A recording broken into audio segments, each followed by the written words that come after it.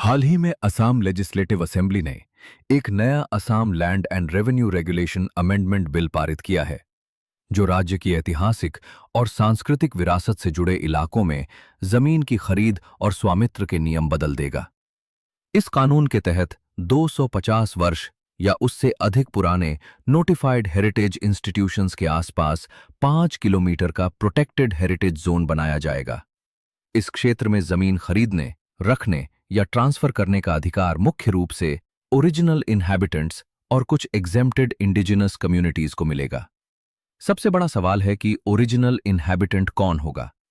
सरकार के अनुसार ऐसा व्यक्ति जिसका परिवार 1 जनवरी 2006 तक लगातार पिछली 3 जनरेशंस यानी लगभग 75 वर्षों से उस क्षेत्र में रह रहा हो। Scheduled tribes, scheduled castes, Ahom, Moran, Motok, Chutia, Koch Rajbongshi, tea tribes और आदिवासी कम्युनिटीज को इस नियम से छूट दी गई है। साथ ही सरकार भविष्य में अन्य डिसएडवांटेज्ड ग्रुप्स को भी शामिल कर सकती है।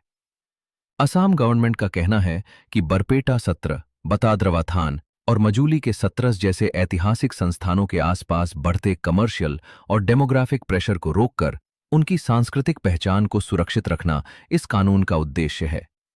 इसके अलावा डिस्ट्रिक्ट कमिश्नर को प्रोटेक्टेड हेरिटेज जोन से अनऑथराइज्ड ऑक्यूपेंट्स हटाने की शक्ति भी दी जाएगी।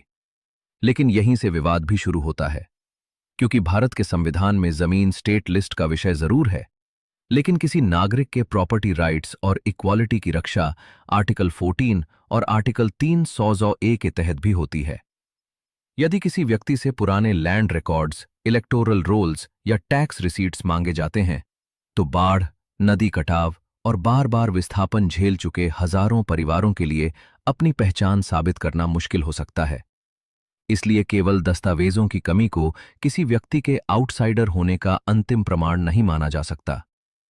अब इस बिल की असली परीक्षा इसके इम्प्लीमेंटेशन में होगी। यदि सभी हेरिटेज इंस्टीट्यूशंस पर समान और पारदर्शी नियम लागू होते हैं, तो यह कानून असम की सांस्कृतिक विरासत को मजबूत कर सकता है। लेकिन अगर चयन या छूट मनमाने तरीके से दी गई, तो यह आइडेंटिटी पॉलिटिक्स और कानूनी विवाद का कारण भी बन सकता है। फिलहाल गवर्नर की मंजूरी और सरकारी नोटिफिकेशन के बाद ही यह स्पष्ट होगा कि यह कानून विरासत की रक्षा करेगा या नए विवादों को जन्म देगा।